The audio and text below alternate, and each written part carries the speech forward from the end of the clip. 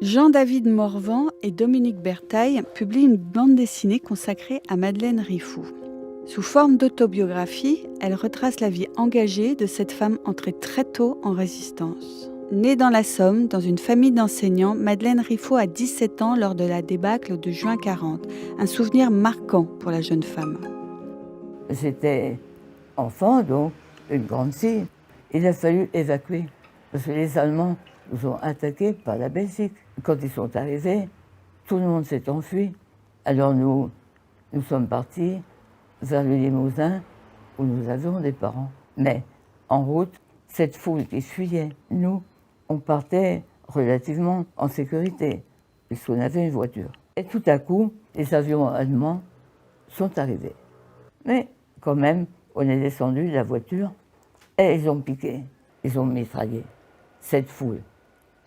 Bon, et nous avec. Et nous n'avons rien eu parce que mon grand-père s'est couché sur moi dans le fossé pour prendre à ma place les éventuels éclats. J'ai été outrée, furieuse contre ces gens. Quelques années plus tard, une humiliation la conforte dans sa haine de l'ennemi nazi. Il y avait un régiment d'Allemands, de nazis, qui campaient là. Ils attendaient un train, ils devaient les conduire, je ne sais pas où. Ces soldats ont fait comme tous les soldats du monde. Ils m'ont taquiné, ils m'ont attrapé ma jupe, et il y en a un qui a essayé de m'embrasser. Moi, je me suis défendue. Et puis, ça fait du bruit tout ça. L'officier qui était au bout a entendu. Il s'est dit, oula, il y a un problème avec les civils. Il faut que j'aille voir. Il a engueulé ses soldats, mais moi, il m'a flanqué un coup de pied au derrière, il m'a fait tomber à 2 mètres de là. Et quand j'étais par terre, comme ça, le nez dans la poussière, je me suis dit, ah ben tu me le paieras toi, et les autres aussi.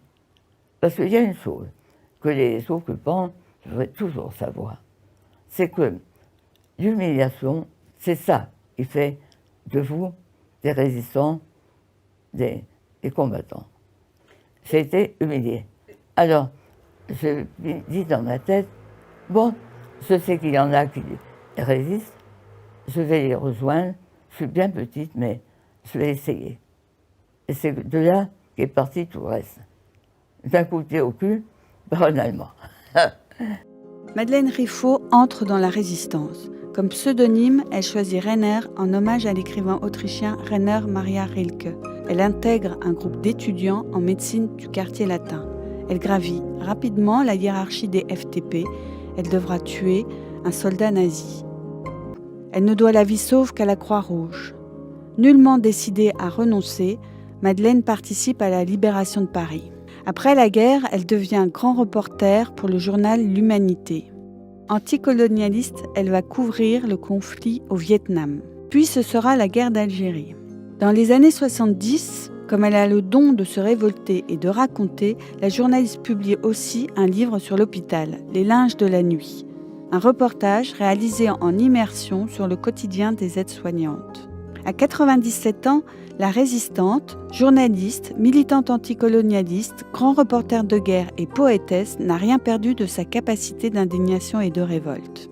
Après 50 ans de silence, à la demande de Raymond Aubrac, elle a décidé de parler aux jeunes à qui elle dit « Je dis aux jeunes, moi, toujours, faites de la politique, ne vous laissez pas faire.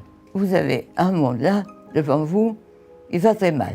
Eh bien, inventez votre chemin de résistance. Et dites-vous toujours, il faut garder sa dignité. Celui qui garde sa dignité d'homme, il a gagné, même s'il meurt. Il ne faut jamais s'abaisser. Ne vous laissez pas abaisser par les événements.